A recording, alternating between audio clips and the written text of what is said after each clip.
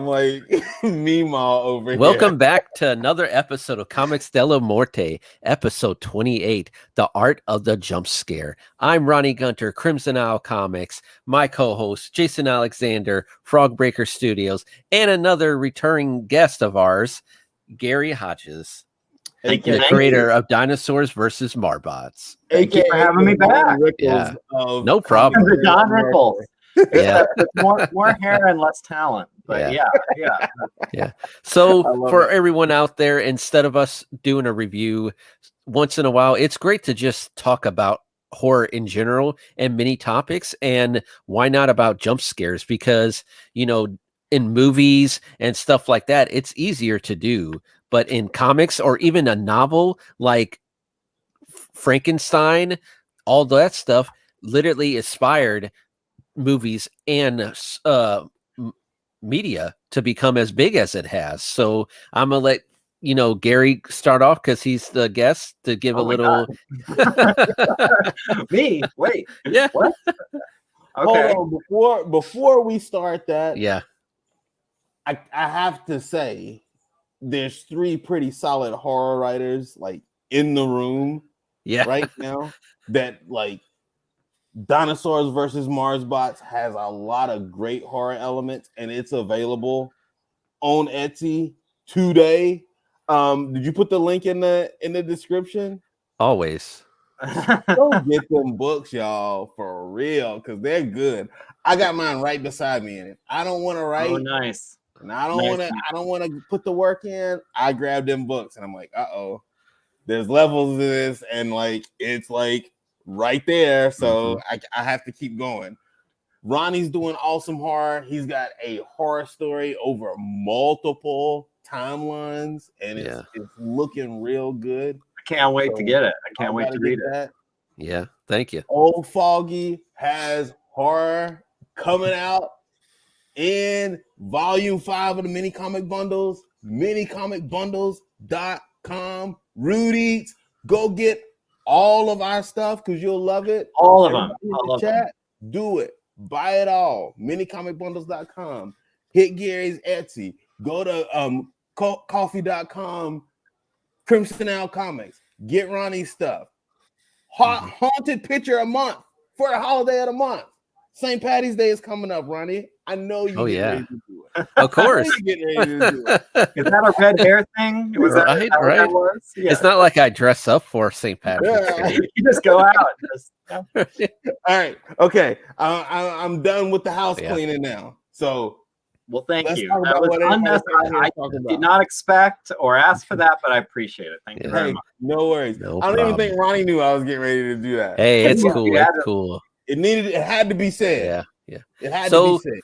So first off, let's, instead of like going into like each like genre of like from movies to novels then to comics, let's talk about why jump scares, why we like them in general, and or why the world likes them in general. So anyone? I think we like jump scares like we like roller coasters. Like I wouldn't say jump scares are my go-to, but well done. I can appreciate it. But it's like that adrenaline rush is like your warp through escapism, So it's escapism, and it's turned up really quick and really loud, and I think that if we like it, that's why we like it. Well, with me, jump scares are just great, especially if they're done right. That, if you're setting a scene where it's just a bunch of people like having coffee or something like that, and then the unexpected happens, and that's when you have a great jump scare. Right.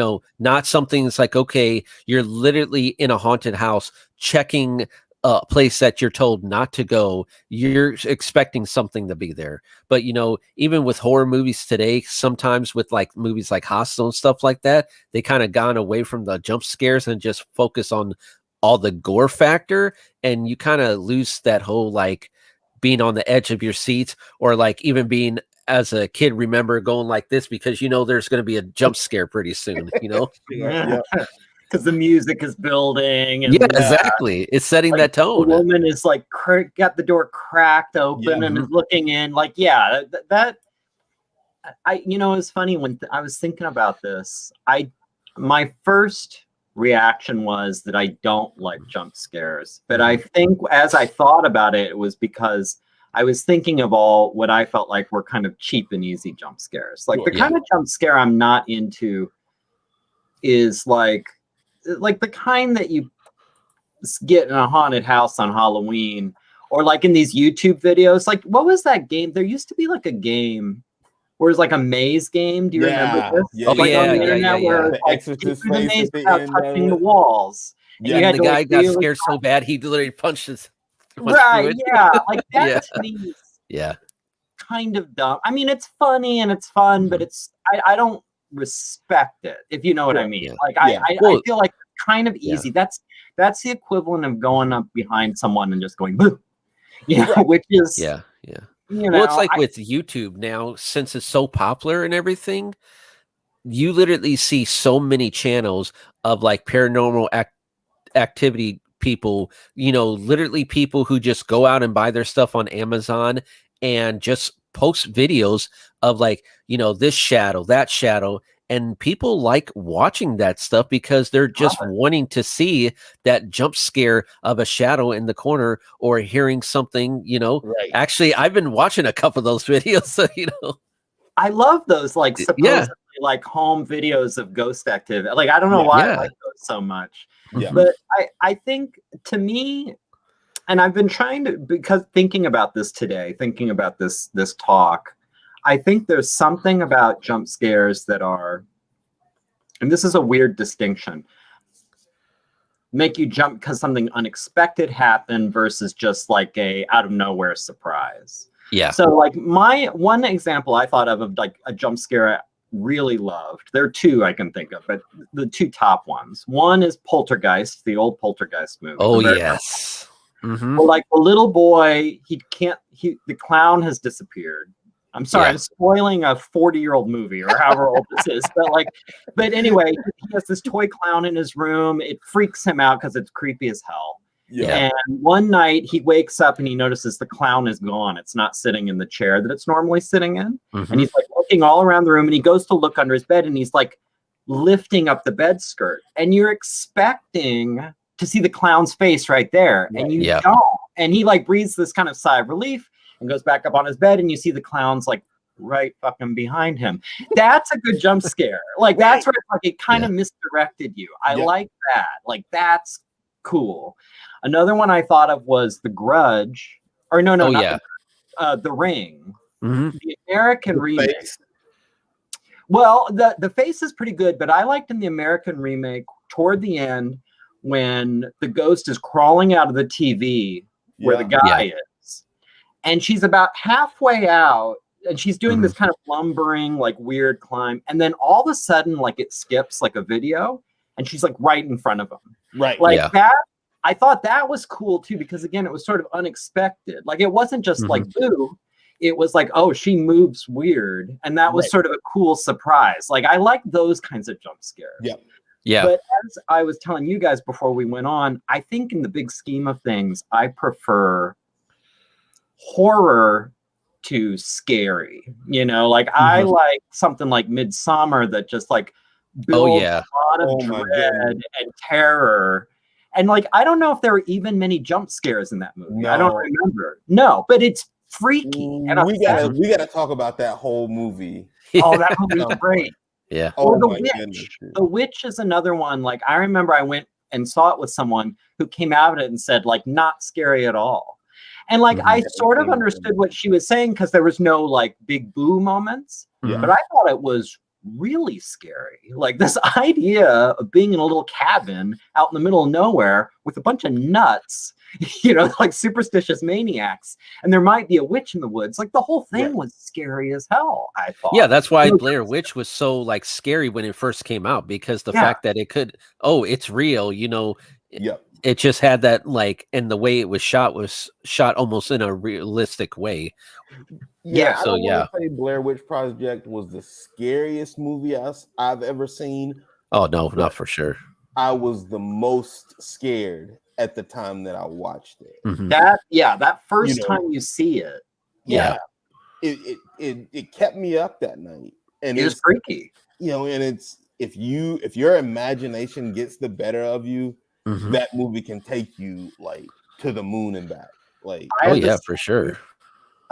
Paranormal Activity was another one that Yep. it doesn't stand up to rewatches, but that first time I saw it, I was like, it was kind of like peeking through your fingers the whole time, where it's like, this is freaking me out. Yeah. But it was tension. That's hard. Mhm.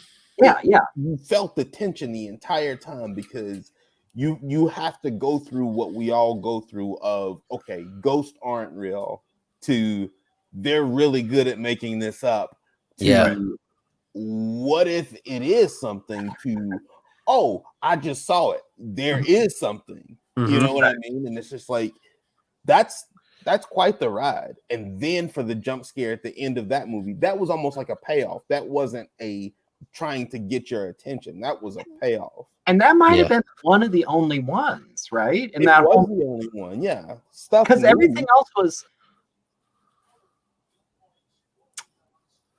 Yeah, I'm trying to remember. I think there was one moment that was really good. If this is still the same one, the first one,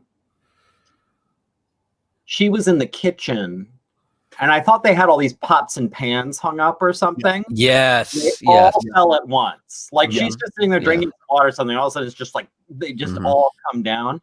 Like that, I remember that made me jump, and it didn't annoy me. Like it wasn't one of those moments where it's like the little video game where the ghost face comes up. Yeah. Like I was like, that's good. That was good. You're like, okay, you got me. Yeah, Right. like I'll allow it. It was like also too another scene that's not like a jump scare, but it was like really great special effects makeup was when the guy was peeling away at his face in the bathroom.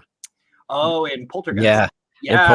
He was eating pizza with I've never seen that movie all the way through. I've seen bits and pieces. It's a freaky movie. It's I rewatched it just a couple months ago because it was on Netflix, and I was curious. I remember, first of all, it's scary. The first time I saw it, I think it was on HBO when I was a kid, and I watched it, and that was a mistake. Like I was just a little too young to see Poltergeist, and it freaked me. Like that clown scene, like just the clown in general, like it was just freaky. And I remember I thought it was very cool and very scary and very like I'd never seen anything like it. Then I didn't see it for like 30 years or something. And then I just rewatched it recently. It actually really holds up. The peeling his face, it looks very like waxy special effecty, but otherwise, like I thought that movie is solid. Like it looks good. It's got a neat progression, and something I really appreciated, and like especially as sort of writer now, the character work is so solid. Solid. Like every single character in that movie is like, especially the family, and they spend so much time on it that I don't think they would today. Like that, it felt like the first 45 minutes to hour of that movie, it starts very small. It's almost like The Exorcist, which is another classic. It very gradually ramps up. For like the first hour, that you're kind of like, oh, that's a little weird what's happening. Oh, that's cool. I mean, it really is patient, and it gives you time to like, for all these little character moments of like the kids and the mom and the dad and the mom and dad's relationship, which is sort of sweet. You see them like just smoking pot in the bedroom and talking. Like, I mean, it's just like, it's very like, it's this slow roll where you're kind of like, oh, this is kind of cute. This is sort of fun. But then when you like fast forward, like if you go to like hour 2, it's like, this thing is going off the rails. Like this is crazy. Like all the stuff that, I mean, you got bodies and ghosts and like, I mean, just all sorts of crazy shit happening. It's worth rewatching. If you have not seen the original Poltergeist, go and watch it. Well, also too, it's just like one of those movies. Why it's so great because of the whole like story behind it. It's like, they use real bodies in that pool, or everyone that was in that movie had died in a brutal way or had some freaky ass. The girls, the kids, So it's just, it is. Well, in the Yeah, older, if I she remember, if the little girl was alive, she probably would have been around our age or a little bit older. I would think probably, No. yeah, Yeah. probably about our age. And like the older girl, my mom loved that. Like before urban legends and things were a thing. Like my mom was very into that stuff and she really thought it was like creepy that like, I think one of the last shots of the movie where you see the teenage girl, she just comes back from a date with her boyfriend and she's got like hickeys all over her neck. Like she's got all these bruises all over her neck, which again is kind of a great little like character, just a weird little touch. You didn't have to have that in there, but it's sort of great. Right. But anyway, like I think she had been strangled to death by her boyfriend, and it looks like Yes. bruises. So it's like a weird kind of like, oh, the poltergeist curse, and like, look, she's got the things on her neck. I mean, of course, nothing to do with anything, but it's a weird little, tidbit. Yeah. Yeah, for sure. And just getting into comics from your guys' perspective, what's like the best way to like have a jump scare in a comic and make it successful? I'll let you go first. I have an answer, but I think mine is different than yours. But I think I like yours. I think I like yours. My, one of my pet things, if you've seen my videos, I feel like the science of page turns with a comic is super important to the medium. And I'll even be so bold as to say kind of underemphasized with other creators. Sure. Like I'm surprised 100%. It's not talked about more. Like because I feel like, ultimately, you're telling stories with comics. Comics aren't movies, comics aren't books, comics aren't, like comics are comics. And embracing that means kind of thinking about just the physicality of it and how someone's reading it. Yeah. So like for people who, or don't know what I'm talking about, like the basic concept is, so I'm sorry this is crass that I'm using my own comic as an example, but like it's all right. It's all right. Like I can talk about it. So, so for example, like on this page, let's get this in, or no, here. Yeah. So you're seeing the 2-page spread.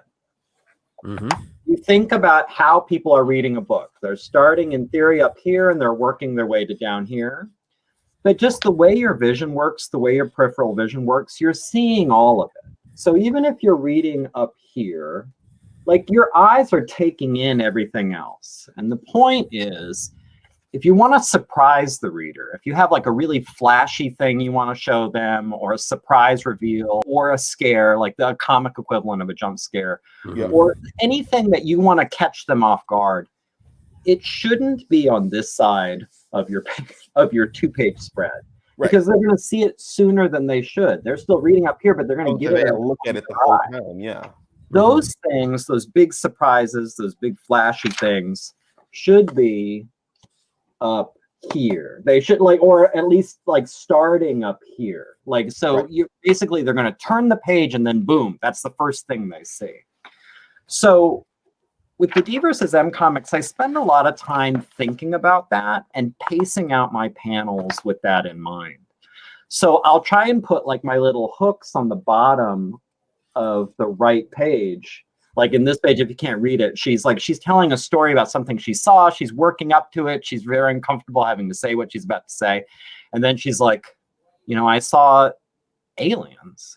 And so so now this is doing two purposes. It's setting something up, but it's also making you want to turn the page. This is it's kind of, I was thinking about it today. I almost want to think of this right here. Think of this as the commercial break.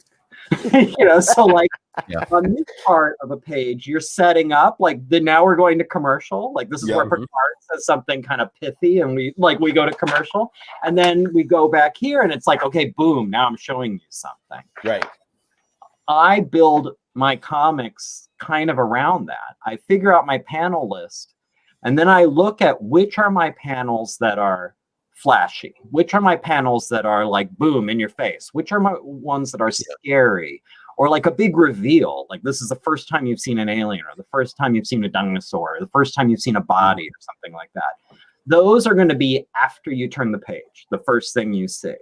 I might cue it up So that might be in our movie, like jump scare language.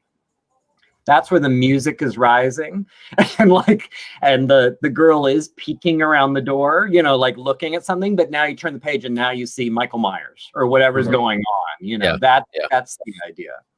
Mm-hmm. If I don't know if I explained that well, but that's the basic. No, thing. I wanted you to explain it your way. I don't really. I 100% agree with your way, but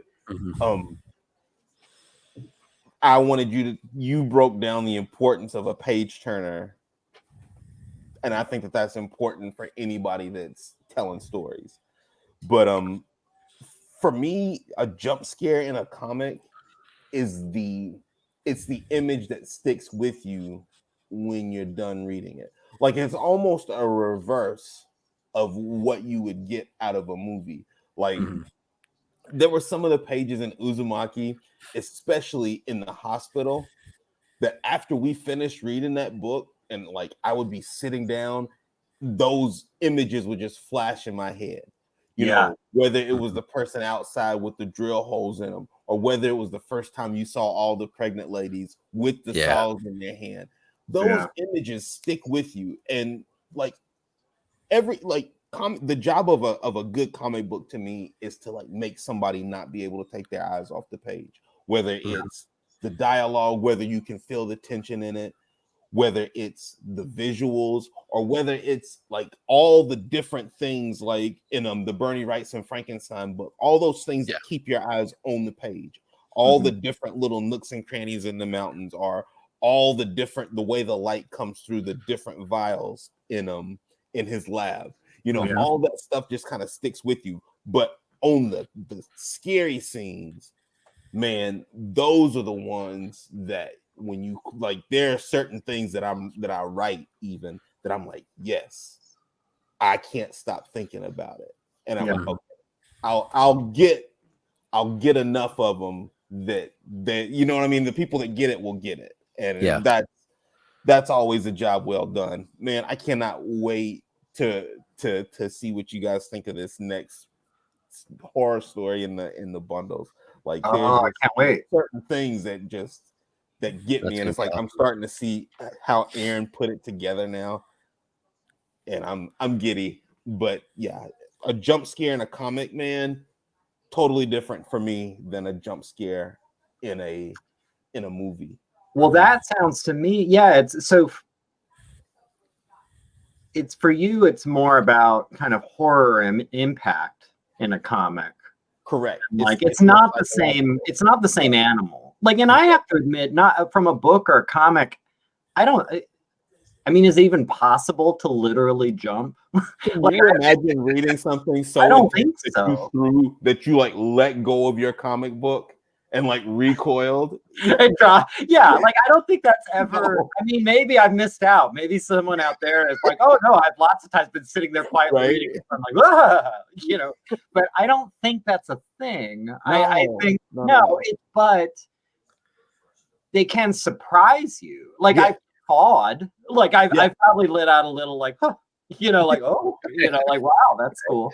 Like I didn't expect that, but it's not the same. There's something about motion, like video and movies and TV. I don't know what it is that gets, and even video games. I mean, everybody remembers like the Resident Evil, like the dogs coming through the window when you're walking down that hallway. Like that was, maybe the first jump scare in a video game. Like you can do it with that. Yep. With comics and books, I think it has to be more like surprise. I would think with books, it's even harder because like, the pace of it is just so much different reading. Like at least with a comic, you're seeing like an image can just hit you. But like, and you have to be so descriptive on what would scare the person that it would take too long for them to read it. The only way you'd have to get so like, and then you die. Like I don't know, you'd have to get it as tight as you could. And it's it's not the same. No. You remember like the first jump scare in a movie that you saw? Because I do. I don't know if it would count, but I think I do. But what's yours? Mine was Large Marge on Pee-wee's Big Adventure.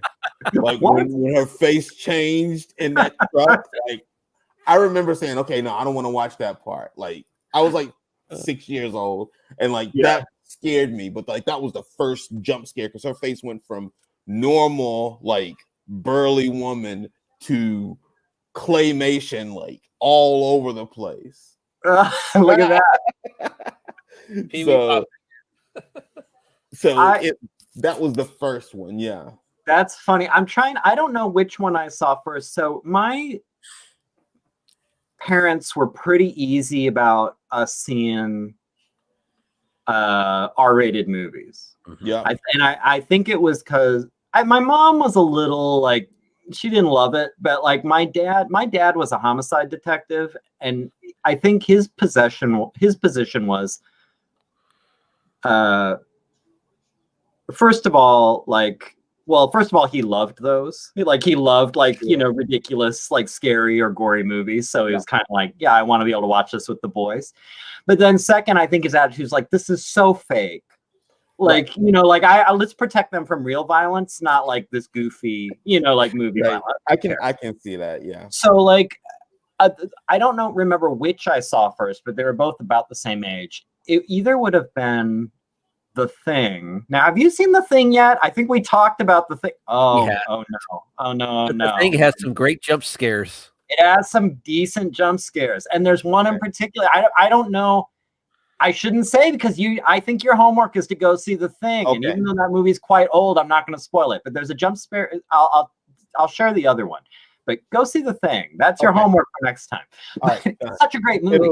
And again, it'll be done before next Thursday. Just for the writing, it's one of the most perfect scripts. It's so good. But then great effects, and it's a great story. Like, it's very cool. But anyway, the other one was, I think, RoboCop. And it was when the gang shoots Murphy's hand off. As a kid, seeing that scene, yeah, that's very graphic. And I had never seen anything like that before in a movie. I was not expecting that shit. And that made me freak me out. Not a horror movie or a scary movie, but mission accomplished. And that scene though was like, if there's a horror, like that scene is to me as horror as anything you see in Saw and Hostel and anything like that. I even as a kid, I remember the dread of him being surrounded by the gang and realizing this is bad. This is really, really bad. There's no getting out of this. Yeah. And I had that same feeling again. This is jumping ahead, but Training Day with Denzel Washington. Oh, yeah. And what's his name?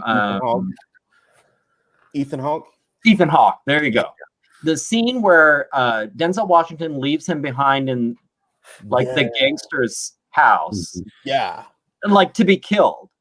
And they bonk him over the head and drag him into a bathroom, and they're putting him in a tub, and they're pulling the curtain because they're getting ready to shoot him with a shotgun. And he's handcuffed or something, and you realize you're screwed, man. There's no way out. Just the horror of that. Now, not a jump scare, not the top, but the dread and horror, and it was one of those moments in a movie where you realize you would be overwhelmed with terror. Just knowing you're just along for the ride now. This is happening to you. Yeah, exactly. Yeah, you're in it. Yeah. Something along those same lines is it's two, and I'll be quick. The first one is Kill Bill Volume 2 when she's getting the first one when she's getting buried. And you can see it. I think it is the second one. It is the second one. The second one is after, she got shot in the desert. Yeah. And it's you can hear and you can see that light getting darker and darker. And the sound of the dirt on the coffin. And the other one is the third Hunger Game movie where everybody's huddled down in this, they're getting bombed and everybody's in this bunker. And when the bombs hit, you hear everything shake and then you start to see the dirt fall. And I said, oh my gosh, it's like they're all in one coffin. How scary must that be? And I don't know, it triggers something in my Jehovah's Witness past, like of that impending doom of Armageddon, and knowing as one of them that you were going to be safe, but just hearing how terrible it would be and thinking about how terrible it would be, like just to go through that, man, like. And then, okay, I said 2. I'm going to give 3. Do it. Jaws, the music in Jaws. Oh, yeah. You know, because I was like, again, a little kid, and we used to clean a movie theater. So we would just watch the movies if it was a good movie out. We did Gremlins, like we did every movie. But I remember that music, that dun, and saying, oh no, I can't swim. Like in real life, I can't swim. Yeah. There's a shark in the water. Like I have little 6-year-old legs. Like again, there's nothing you can do. No. Scream for help. And then what? That's nothing. Jaws had some good, now that I think of it, Jaws also had some good jump scares. Yeah. I definitely remember it always used to get me. Now I've seen that movie 8 million times because it's another movie that's like basically to me like a perfect script, perfect character development. Like it's just like you couldn't improve that movie. But I remember when I think Richard Dreyfuss is diving in the wrecked ship and a body kind of like he flashes his flashlight in and there's like a body floating in there. That to this day, anytime I see something on the news about like divers are looking for a drowned person, I think of that like crazy, like nope, I don't want anything to do with that. And then of course like the scene where Roy Scheider is chumming the water and he's not paying attention. Oh my gosh! And like the shark comes back. That was so good. It's so good. You can't even imagine. That's so awesome. Yeah. What about you, Ronnie? Like you with me, one of the earliest jump scares I could remember would have to be with The Exorcist, and the mother's like literally like going through her house, and you see out from nowhere the demon's face just pops up on the wall. You know, the white face. I'm like, as a kid, I'm like, what the hell is that? Yeah, it does that flash, almost like subliminal. Like exactly. Yeah. When it's like one of those things, like it's like the quick of the eye that it goes by so fast you have to rewind to see what you're happened. Not sure if you saw it. Yeah, like if you were as a kid, you see that shit really fast. As an adult, you kind of mess up on that stuff. Yeah, you know. Yeah. Rudy said the movies have decent jump scares.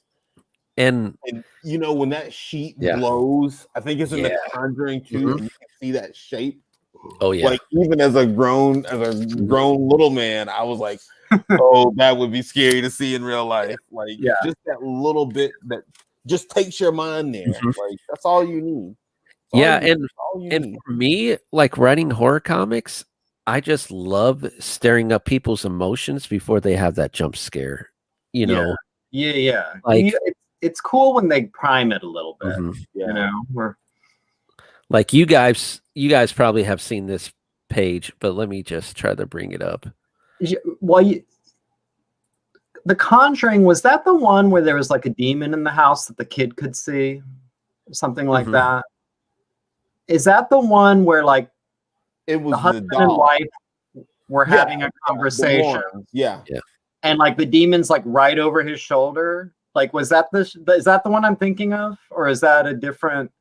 There was one, I wish I could remember the movie. There was this amazing jump scare that I thought was just so good. But like, I think somehow like the woman could see the demon once in a while. And like the husband was saying like, well, you know, where is it now? And she's like, it's right behind you. And like, you cut back to like her view where like you see him there and you see this weird thing right behind him, like peeking around his head. Like you just see one eye kind of peek. He's kind of obscured. It was amazing. I wish I think it was Conjuring, but I don't remember. But yeah, pretty much this page here, I don't have no dialogue, but it's basically talking about like how this woman in the 1800s, she's in her 20s and she's at that age, you know, like if you don't marry pretty soon, you're going to be like an old hag and nobody's going to want you around. And then you have the shot of her Victorian house. And then you pretty much have her father coming up saying, you know, hey, come down for tea.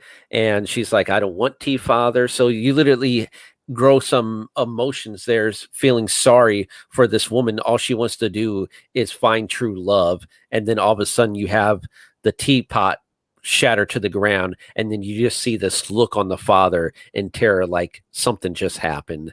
Right. And that is what I love to do, is to have you feel something, like either it's sadness or joy, and then just catch you off guard with the next page. And as a horror creator, I think when you're creating like that big jump scare, what you need to do is make sure that your panels, like literally the horror shot, like you did it with your Dinosaurs versus Mars bots, like when the guy was getting hit by the laser, make sure that the jump scare is almost taking up the whole page. Like, don't have little small panels. Like, take up the whole page, because when you make it the start, you're like literally that, setting a scene. It needs to be the statement, you know. And that I tried to do the same thing in 75. It opens with, I don't know, maybe like it opens with like a long car ride and conversation, but then once they get to where they're going, there's a reveal of a body on the living room floor. And that was the thing where it's like, this basically, I think this needs to just be the whole page. Like, I need to stop the reader in their tracks. Like, I need to make them slow down and look at this thing. And that's why if you look at your work, or look at people like the great book of Uzumaki, all the time when you had a giant, like, scary moment, it took up the whole page. Like, that's your big shot. That's your is fantastic with all of that. And his work really, not only is it like scary, but I mean, it's just disturbing. It's really good horror, and a lot of good body horror. And just this, I like you guys, like, I regularly will just remember particular pages and panels from his different books where it's like, God, that was messed up. Like, that was just. I remember the dad's tongue, like when his dad's tongue was in that spiral, like that was such an intense page, you know. And it didn't take up the whole page because there was other like panels, but that was the biggest panel on the page, you know. That's all. That's what you remember out of that page. No, it was such a good book. That's the thing that catches your eye. Yep. 100%. So yeah, for sure. Yeah, anything, you know, like even his short stories, Fault didn't really have that traditional jump scare, other than the very end when you could see like the string monster coming through the other side. Yeah, but there's the story about, it was like a dad and a son that ate grease, and they were trying to get the daughter to eat this grease, and they just were like disgusting and slimy, and they would just like drink like cooking oil, and it like a horror story about nothing, but it was the right kind of repulsive that you couldn't stop looking at the pages, and you couldn't dislike this dad and this son more. But it was Have you guys read his Frankenstein? I guess he did a version of Frankenstein. No, I haven't either. Like, I'm curious about it though, because I feel like that sounds like a good match. Like, that sounds like I would be interested. You know, like, I'd be curious to see his take on it. But I haven't ordered it. Huh. Interesting. We got a pretty good bookstore up here called Bull Moose. I gotta hit them up. That's where I get all my good books from. So I'll see if they've got it. But that sounds very interesting. Anything Ito sounds good. Like, I'm always like, I've read enough of his where it's like I want to kind of look at anything. Yeah, I'll trust it. Yeah, I'll trust it enough to get it. Like, it's worth my time. So for sure. Yeah. I am. Let's see. We talked movies. We kind of talked about writing. Like, I don't know. So let's talk about some of Stephen King's books, or just any like horror writer, and how that some of the writing like really freaked you out and almost gave you like that shock moment.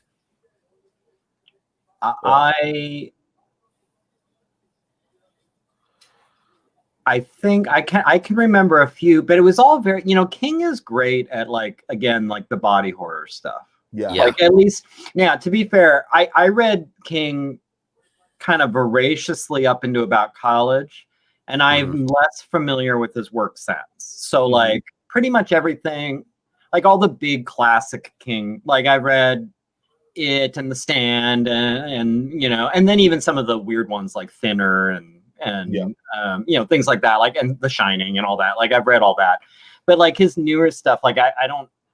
I think the last thing of his I read was the one about the guy who goes back to try and stop the Kennedy assassination. Oh, okay. 11/22. It's like 11, whatever. Yeah. But I do remember, like, there are moments in his books, kind of like what you were talking about with comics, where it's like I've never quite forgotten. Like I think in Thinner, there's a scene where the protagonist confronts this like gypsy camp. Like they had put a curse on him so he would waste away, and like he's trying to get them to remove the curse, and he gets into a confrontation with one of the gypsy girls, and she shoots him with a slingshot, with like, you know, an actual like a hunting slingshot with like a BB, heavy ball bearing in it, and it punches through his hand, and like he like right when it happens, all he sees is like the little bit of light. Like he's putting the hand up to like protect himself, and he sees like a little bit of light. Like the first thing he sees before he even feels it is just like a little bit of light through his hand. And like I for some reason that just, I was the right age, or there was something about that imagery where I just never forgot it. It's very visual. Like you instantly like, know what that would seem like. Yeah. And of course, Misery is a nightmare. Just Misery is my favorite King book. Like it really is. It's really good, but like it's also, it's tough. Like it takes you on a journey. Yeah, you know, like you are. He doesn't break his legs in the book. No, she like chops him off and cauterizes it with a torch or something. Yeah, like she puts him in a tourniquet, and then she like puts him on pain meds. Yeah, he's loaded. He's basically a morphine addict. Exactly. Yeah, because she's just loading him up. Yeah. Yeah. And then he's begging her to medicate him. Yeah. And messed before up he starts weaning himself. Yeah. That book is crazy. I mean, the movie's great. Oh, yeah. And I will say, like, the movie might even be better. Like, just because King's books, I mean, this is getting in a weird tangent. They can be very extreme, and and sometimes, like, at least in my experience, I would check out, not because it was too much for me, but because it's like it's so silly now. You know, like I remember one of my favorite King books that nobody talks about. I want to see a movie or a series, is Eyes of the Dragon. That was like one of his fantasy novels before he went on and did all the gunslinger stuff. He did this book, Eyes of the Dragon, which is kind of like a Stephen King fantasy novel.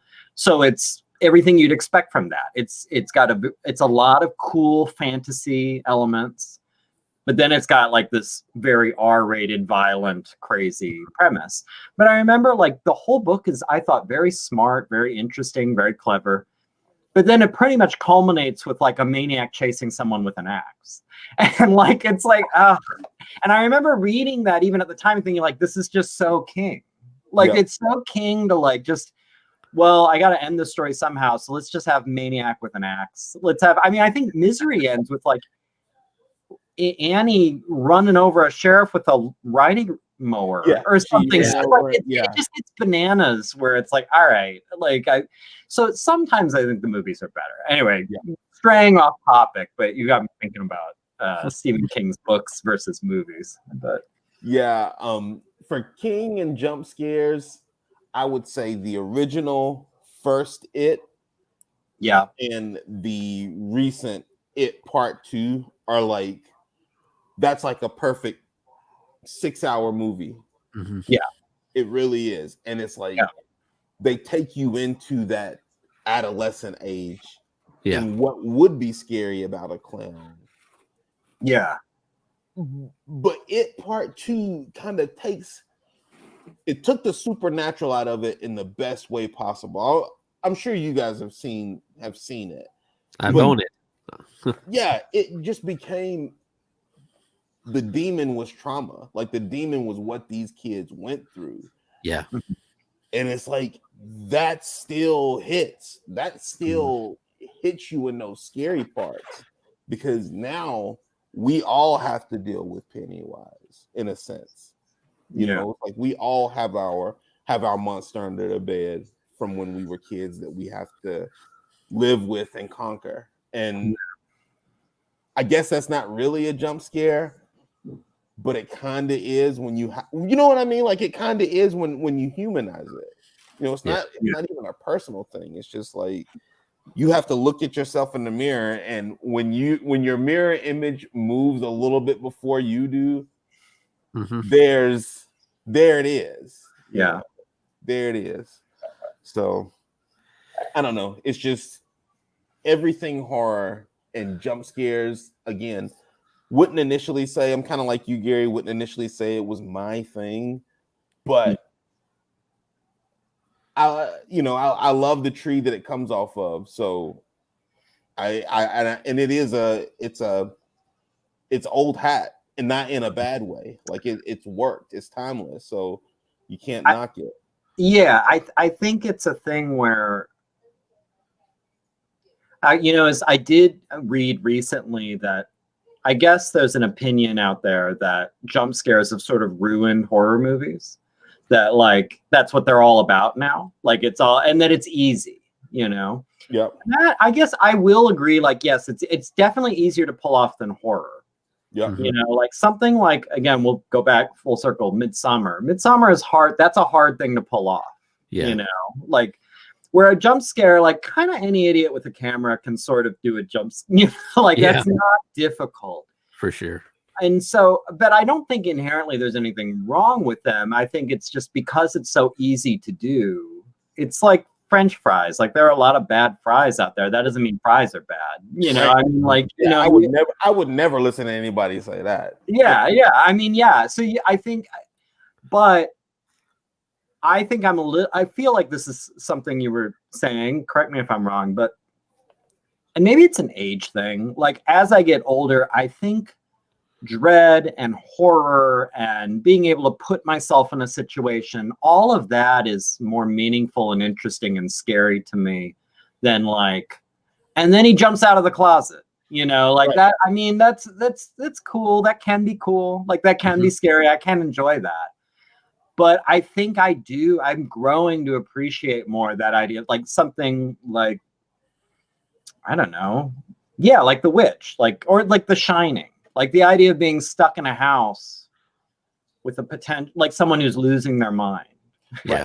Like that works more for me because I think I can think more about, like, I can think like, more like what that would be like. Right. Visiting somebody's house, or like kids, you have two kids sleeping in the same room, like a sleepover, and the kid gets up and closes the door at bedtime and he locks it, but then he turns the deadbolt. And then he turns the lock on top, and you're like, wait a minute, where are we that you need 9 locks on a bedroom door? Right. That's like you gotta stack them up. As you get older, you need to stack them up. I need a flat tire in a bad neighborhood, but I think that gargoyle just came to life on top of that building just now also. Yeah. Like, I don't have time to look at that because there's the bad guys right behind me. So yeah, sometimes you could refer like movies who have like so many jump scares in it, where it's like a jump scare on every single, scene. It kind of becomes like a tasteless joke at this point. Yeah. Well, that's true. Like I think you do sort of, you start to build a resistance. Like there's probably a science to it, but like how many times can you get away with it in a movie? Like, I bet there's like a limit, because at some point you'd be like, all right, like, I know like every 30 seconds something's going to jump out. Or that's why I think that, going back to what we said in the beginning, that with the YouTubers who are literally paranormal activists are going to these different homes, and you don't know what's going to happen. You don't know if you're going to see a shadow figure in that episode, or you're going to hear some like demonic being or something say something, because it's different with each house or each haunting that they go to. So you kind of have to like, you're not ready for it, you know. Right. It seems less contrived or something. Yeah. Yeah. Contrived is always a good word. It's never a word you want to hear about your stuff. Yeah, not about your it's always a good word to use, you know. Other people's stuff. A little contrived. There's no question about what you mean when you say it. No, I totally get it. But yeah, like most of the good jump scares don't come from scary movies, like in any aspect of a scary movie for me anymore.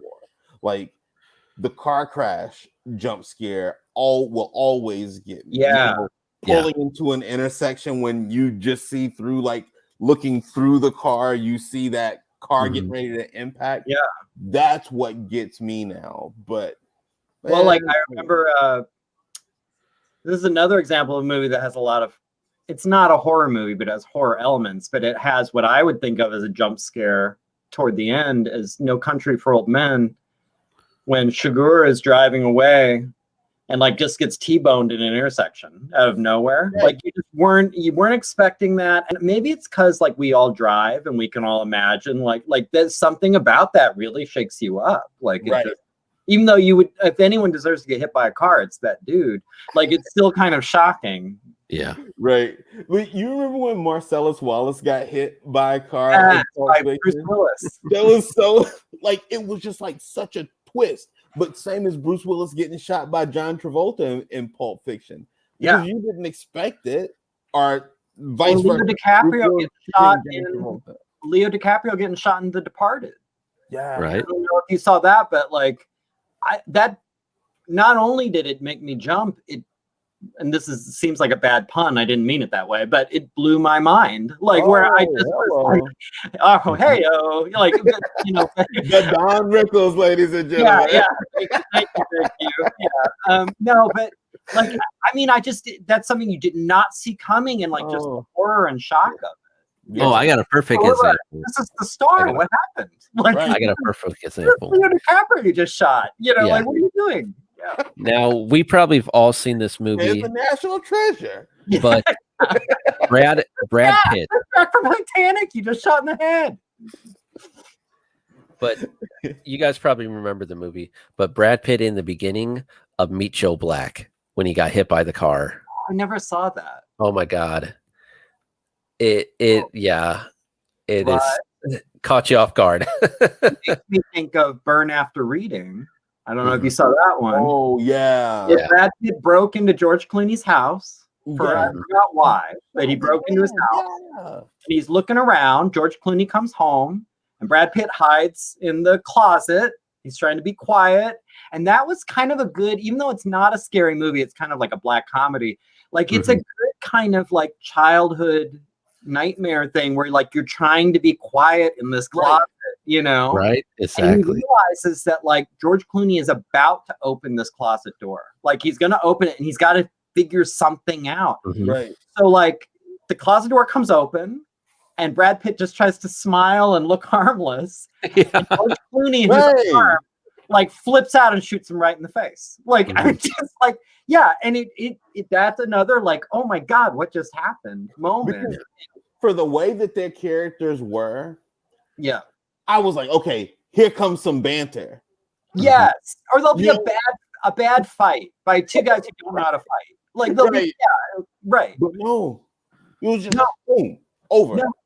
Kills them dead, one shot, like just like that. And it was like you laugh, but at the same time you're like, Jesus, like I mean, like, what? Yeah, that was the roller coaster jolt. That was like that jolt of like, oh, I didn't expect that. No, I didn't see that coming at all. Like, no. I was still there was a minute where I was still like, it's gonna be kind of cheesy when one of them wakes up from a dream in a second.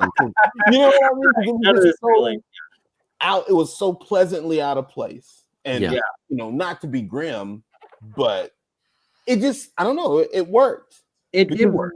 It did work. I mean, like the whole ending worked. I don't know. I know a lot of people, that was a polarizing Coen Brothers movie. Coen Brothers, by the way, they're also good with a lot of the horror, and they once in a while have some decent jump scares. But like that was one I know is polarizing. A lot of people hate Burn After Reading. I kind of loved it. I thought it was like funny and weird and a little dark, and like Coen's.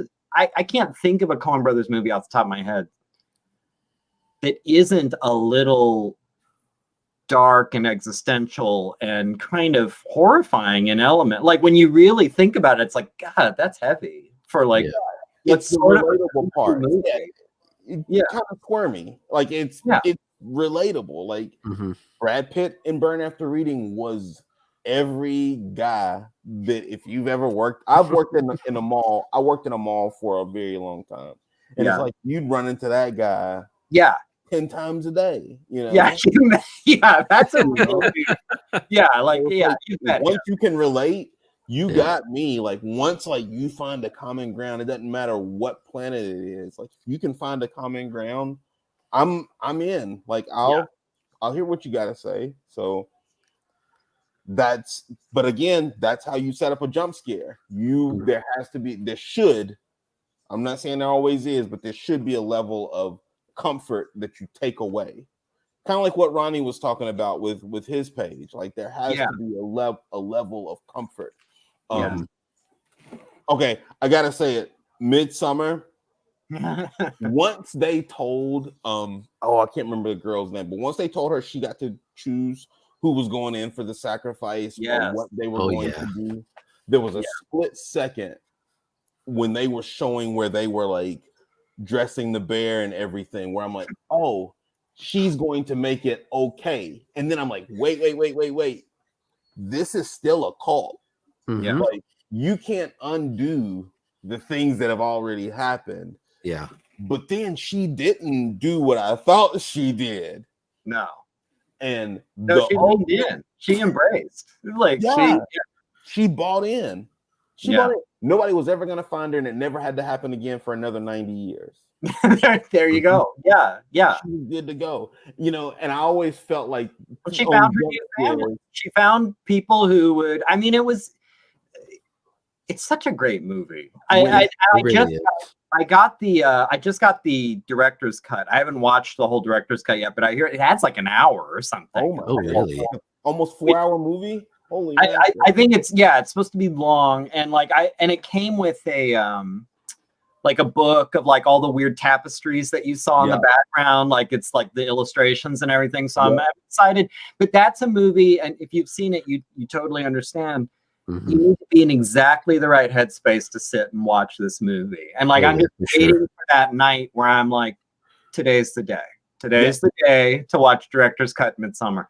Like I saw it in the theater. I loved it, but I also came out of it like, I need to sleep. Like I just need to. I need to watch a cartoon or something. Like that was tough. Yeah, that was the most vibrant, dark movie.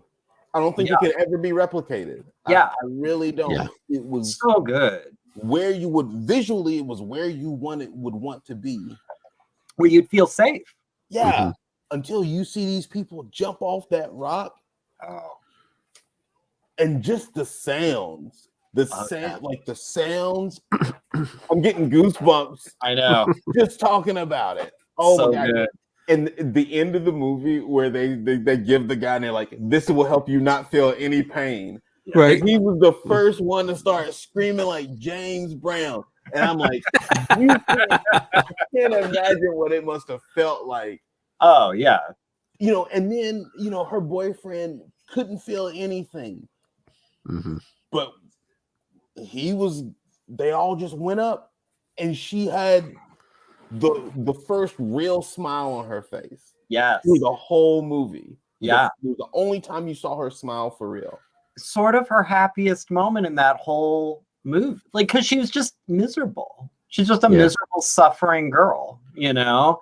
And but just before we go to credits, you finally see like, like she's like the trees have parted a little bit. Like she like the clouds have moved out and like it's just starting to open up for her.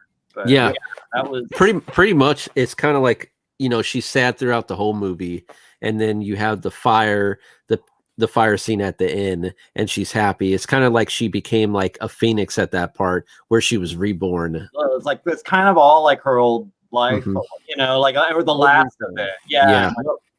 It was also just like, as you know, we're all visual people here, like just a gorgeous movie. Like, I mean, Oh it yeah, just, for sure. like that's a movie where I was like, I need this on 4K. Like, I need like this is just too good. Like, just every part, like, and not just the way it was shot, but the design. I mean, that crazy flower dress she had at the end. Yeah. Just getting ready to mention that. Amazing. Mhm. Yeah. And how yellow, how pleasant of a yellow the sacrificial temple was. Yes. Yeah, So everything. Every color was so pretty. Gruesome things look kind of beautiful.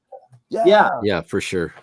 Yep. I mean, even the cliff scene you're talking about, there was something kind of stark and lovely about like this weird slaughterhouse thing they're doing. With a giant Mad Max mace. That giant hammer, like the giant croquet mallet. Yeah, right. You know, but no, it was all, and they all were fully invested in accepting of the way that things were. Yeah. And that was the most comforting and unsettling thing in that movie. Is, you know what was, I think, the most unsettling moment to me, for personally, I don't know if it was intended to be unsettling, but my reaction to it was unsettling. So like you see the cliff scene and that all plays out, and like one of the Americans like she's fallen apart, hysterical, but from what she saw, and one of the older cult women, like one of the village members, is like explaining like, no, you don't understand. Like we willingly do this, and this is an honor and a privilege, and we all like, you know, like she's explaining it. And I remember sitting there watching, it's like, yeah, I don't know, maybe. And then I was like, what if but it shows like, you know, it like cults aren't just like you need to pray to the crazy ogre that lives in the mountain. Like, I mean, it's not like all like, oh, this is ridiculous. Like sometimes it's like, yeah, no, I sort of see what you're saying, you know, and then you know, you're wearing a flower dress and you're burning your boyfriend to death. You know, like, I mean, I remember as a kid. And I got one more thing to say about Midsummer. I don't know. I know you got a busy night, but no, it's good. I mean, I feel bad. We're kind of getting away from jump scares. It's turned into just like horror movies. But I remember as a kid, like we used to have these tracks as a Jehovah's Witness, and they were like folded 3-part paper, and it was just like this huge panda bear world scene. You know, just Midsummer. It really was Midsummer. It was those big bright colors. And as a 6-year-old, they tell you you're supposed to go to a door and you say, don't you want to live in a world that looks like this? Who says no? Like initially, who says no? Right. But there's a few asterisks, but I'm not going to tell you about those yet, you know. But that's how you get them. And so you had that moment there, just like I had it at the end of the movie, where you're like, oh, she's going to just make things right, and she's going to teach this guy. At the end, you're kind of like, this is good for her. This is good. And then you're like, wait. Yeah, what am I? Yeah. It was literally a guy's leg sticking out of a garden. You know what I mean? Like, you can't undo these things. And so, but she didn't. And so that type of movie is a 2.5-hour jump scare because it lingers. And you have when she caught her boyfriend in the other temple, and when she started crying, and all the other women started mimicking her sound, crying with her. And it's like she felt the comfort of that. I understood how she felt the comfort of that, but I also said, when you're in a cult, you can never feel a feeling without somebody immediately like snuffing it out or drowning it out. So and that would be a difference, sort of. It's like that's really what it is. Like you identify with this as comfort, but they're really just drowning you up. They're drowning your identity. And it's really like your head goes underwater until you stop fighting to get your head out of the water, and then they let you out, but they keep their hand right over your head. But you never try to go past that hand anymore because you don't want to get pushed in the water. And so it's like when you constantly make a sound and everybody makes the same sound. Yeah. Even if they make it for different reasons, because you feel guilty for things that are not as heinous as the nobody's perfect people. And that's the horror of Midsummer, because she didn't do anything that she should be able to identify with people who process things in such a horrible way. That was an the choice of words there that made me think of it in a new way. We're saying like it's sort of it removes individuality or identity. Yeah. Where like it's interesting because in the movie I think you're getting the impression that the reason this is working for her is because finally she's found people who are sharing her experience and emotions. But that's the flip side of it, which had never occurred to me, is like there's no individuality. If everyone's experiencing the same thing, it's how there is no individual exploit a mental illness. Exactly. Yeah. Yeah, and that is very like it just obliviates like any kind of you. Think about her dress. Like she wasn't just flowers. She was like a queen ant. And now everybody's just worker ants. Yeah. Everybody's just worker ants. The useless ones go away.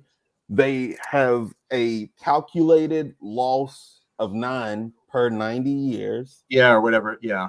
And they don't really grow their numbers. They bring in soldiers when they need to grow their breeders. Numbers. Yeah, right. But those people don't even stick around. No. They just want the babies. Yeah. They need, because the genes are looking a little strained. Yeah. Like I mean, they kind of need a little bit of new. Yeah, right. Yeah. Yeah, I've seen those genes before. Yeah. You know, I always wondered if that's horror movies. That's Deliverance. Yeah. Oh, yeah. Yep. Growing up in the South, Deliverance is. Yeah.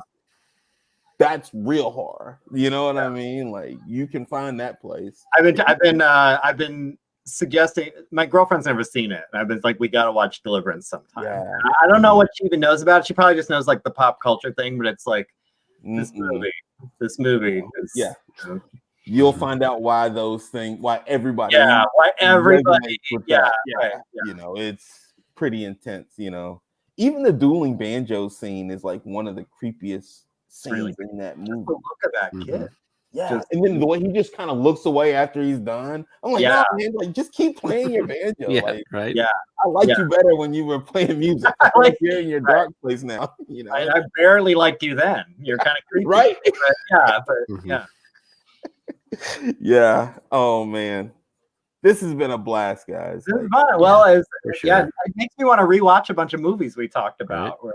I'm going to watch or play video games. Like we didn't go too much into that. We're not watching the thing yet, but we didn't get too much into that. But it's like, you know, it's become a cult pop icon now that kids are dressing up for it, and you could literally go to Walmart and get these action figures of like Five Nights at Freddy, and like they made like a spin-off with like, you know, Nicolas Cage in it, but it's like Willie or Wally or something like that. But playing that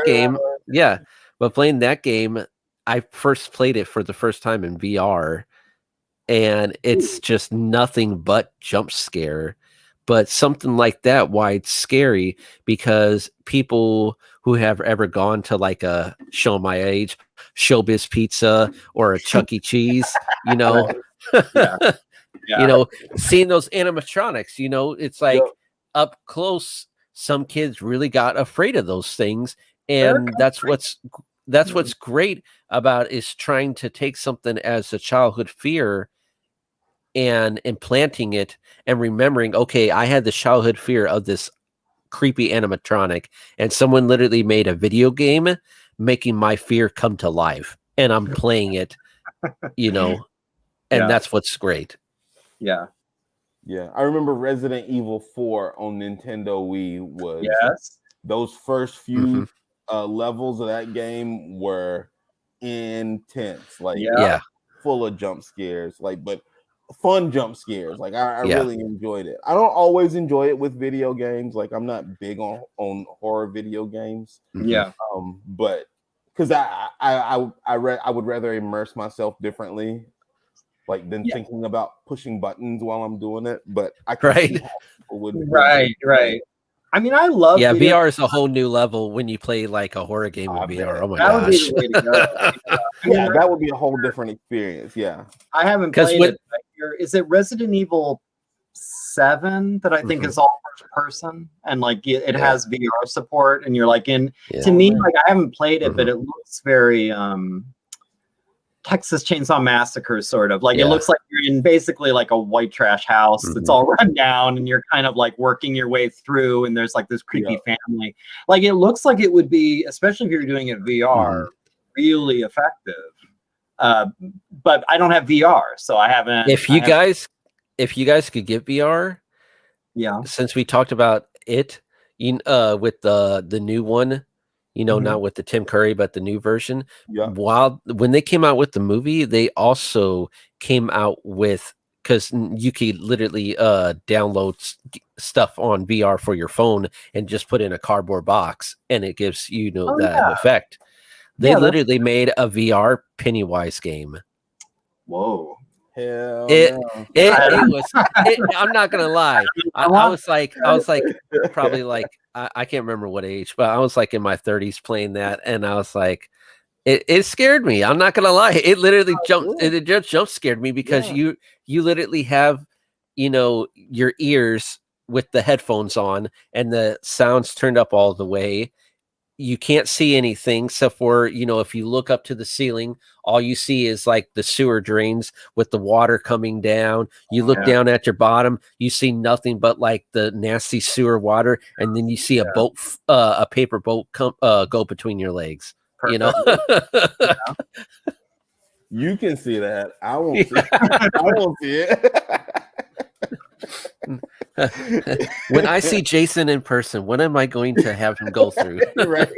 Yeah. Note to self: bring paper boat. No, like Pennywise has got to be like one of the all-time. Like he's got to be ranking on the Mount Rushmore of horror villains. Somewhere, like he's for sure up there. Like, pretty cool character. Like. Very, very intense, very creepy.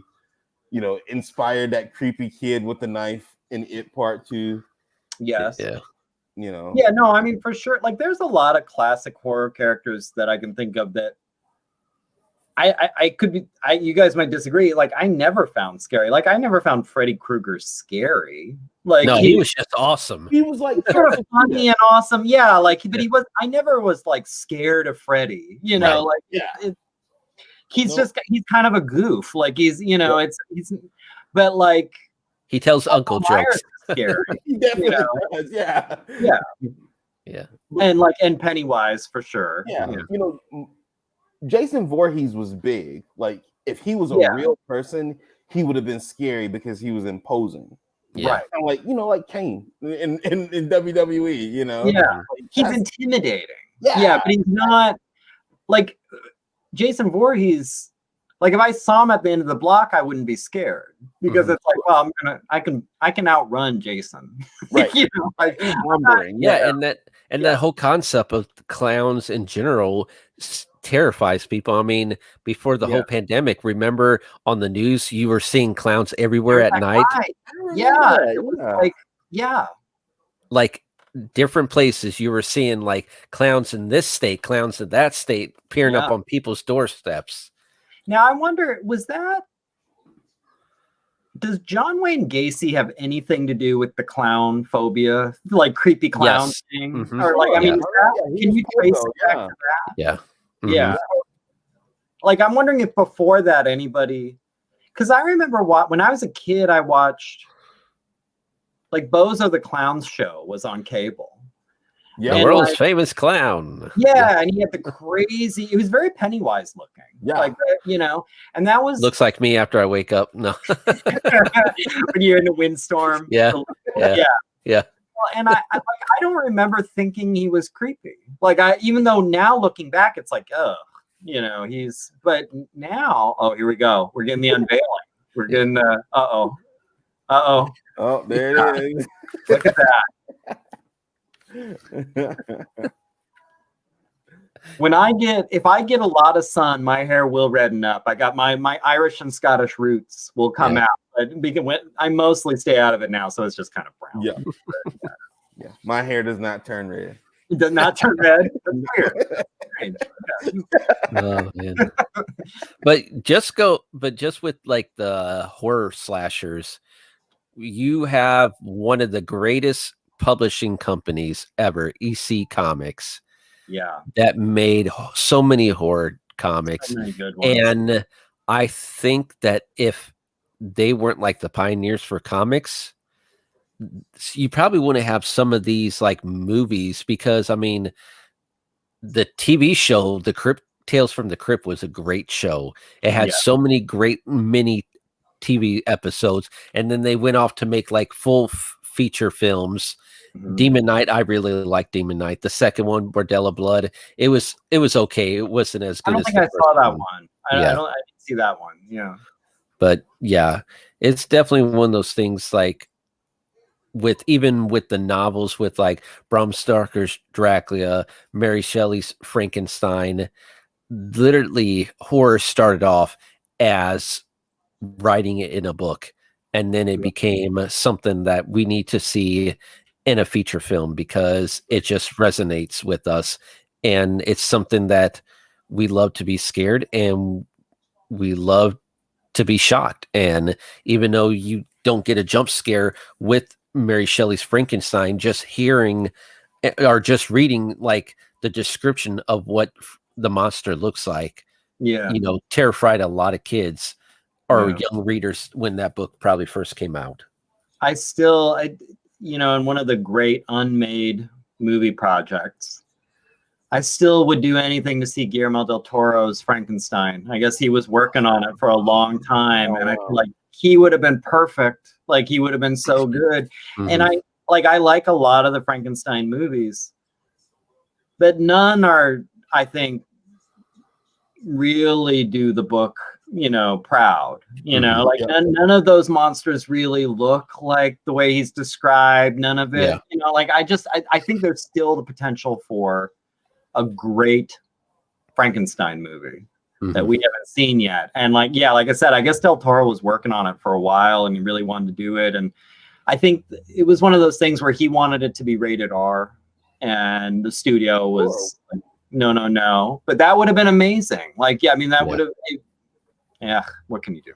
But even just him constructing the body of Frankenstein would be something to see. So good. That's one of the main reasons why it would need to be rated R right there. Like, even before any violence, but to get into the cadavers and body parts and him assembling this thing, and and just the way he looks, like there's no good way to do that with anything less than an R. Like I think the book describes it. And there's this neat transition that I wanted to see where while he's building it, he has this impression he's building this sort of beautiful, perfect specimen of like he's building Adam. Yes. So to speak. But then once it's alive, he suddenly realized, it's like he sees it for the first time, really, and realizes that it's just freakish and disturbing, and like the skin is barely covering everything that's underneath. And the way he describes it, it's like, I want to see that. Like, I want to see someone realize that. But now we can, now with special effects, you could make it look great. Yeah, that would be something to see. Yeah, especially if you get the right person behind it. Yeah, I'll do it, Gary. No, I'm just... All right. do it, make it happen. I'm on it. Well, we're at the 1 hour and 20 minutes, man. But it's always great. Appreciate it, Gary, for coming on. I mean, the last time when we were on for almost 2 hours, or we were on for 2 hours. So yeah, because we were doing the review and he was getting the commentary. Right. So but even this, I mean, I know we all didn't think about what we were going to talk about much, but we carried on for a while. So We did okay. Yeah, I think Yeah. we came up like if nothing else, it was fun for us. I hope it was fun for everyone who's watching. Yeah. Like, It was a I had blast, fun. yeah. Yeah. But that's kind of what me and Ronnie do. Like me and Ronnie we like catching up at least once a week, and Mhm. like why not talk about something we enjoy? So Yeah. man. Like Seriously, man, go and watch The Thing. Oh my Okay. God, The Thing. I will take that as a serious homework assignment, and I will Please. report back Please, very soon. you'll thank me. You'll like Okay. yeah. Aaron tells me the same thing every Mhm. like randomly. Like sometimes we'll be texting about what we're trying to get done, and he'll say, "Have you seen The Thing yet?" And I'm like, Yeah. So no, So it's one of on these now. days It's the short list. one of these days we'll do like our top 5 movies or something for a video, Right. but it might be in my top 5. That's how. Oh like, yeah. The That's how Thing good it is. just, like, It's some definitely in weird my top work. 5. I could tell you that. It's amazing. Kurt Russell at his like peak awesome. Like he's got this Mhm. crazy hair and beard. He looks cool. I mean, the characters are all solid. Like the Oh yeah. effects are classic old school, like rubber puppets and things. It's fantastic. Yeah. Mhm. Awesome. Wilford Well- Brimley? Come on. Yep. How can you pass up Wilford Brimley? Diabetes. Come on. Diabetes. I Diabetes. remember when he was the oatmeal guy. You know what I mean? Right. Before Oatmeal diabetes, He's there. Mhm. Our house, like, but Yeah. no. All right. Yeah, I mean, that's right. yeah. Yeah. Yeah, Yep. I forgot. All right. So yeah, I'm in. I'm invested. I'm gonna do it. All right. It's You on my won't be list disappointed. to do. No. All right, you got it. You got it. All right. All Well, right. thank you for everyone in the chats for hanging out with us. We Yes. really appreciate it.